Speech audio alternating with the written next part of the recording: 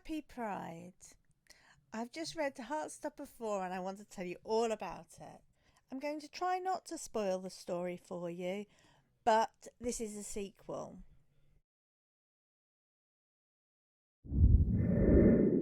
Just a warning, in this discussion I'm going to be talking about eating disorders, self-harm and teenage mental health, so if that's sensitive for you, please go and look at another video.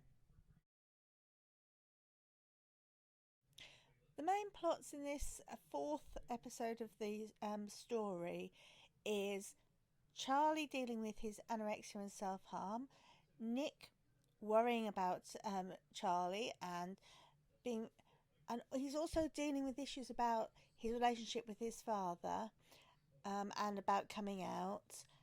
And as a background to all of this, we've got the lovely love story between Nick and Charlie. Does that sound depressing? It isn't. This is such a gentle, loving story. I found myself wondering if this was just too gentle and such a positive story with some very difficult themes.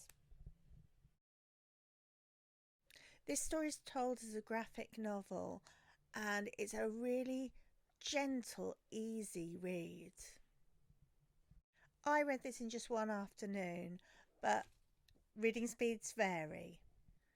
This is the fourth episode in such a gentle and sweet romance story. But the course of true love never does run smooth, and the storyline comes out of the difficulties that Nick and Charlie face in their romance.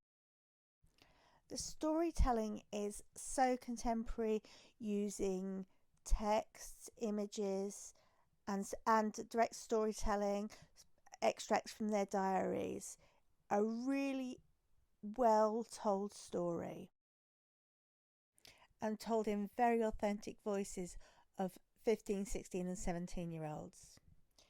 It's really good to see representation of anorexia in young boys' lives. So often eating disorders are seen as a girl problem, and that's not true at all. This is a really authentic representation of anorexia as a anxiety coping mechanism and self-harm. So, who's this book for? Who needs to read this? This is a book for teens who are working their own identities out. But it's also, for me as an older queer person, it was representation that I didn't have, and it was something it just felt so good to read. I'm happy for my 12-year-old to read this and to share it with my 12-year-old without no blushes. The first book in the series has now been made into a Netflix adaptation, and it is good. The adaptation really catches the innocent, gentle and loving relationships within the books. So this is the fourth book in the series that starts from the two main characters meeting for the first time. The story of Nick and Charlie's romance and their friendships with other young queer people is just so heartwarming and lovely to watch. And I'm really looking forward to continuing the story and finding out what's going to happen as Nick goes to university. If what you need is a book that hugs you and makes you feel that everything can be okay, this is a gentle read for you. If you're looking for big challenges, this is not the right place. So if you're looking for more of an intellectual and emotional challenge, you need to like, subscribe and share, and have a look at some of my other book reviews.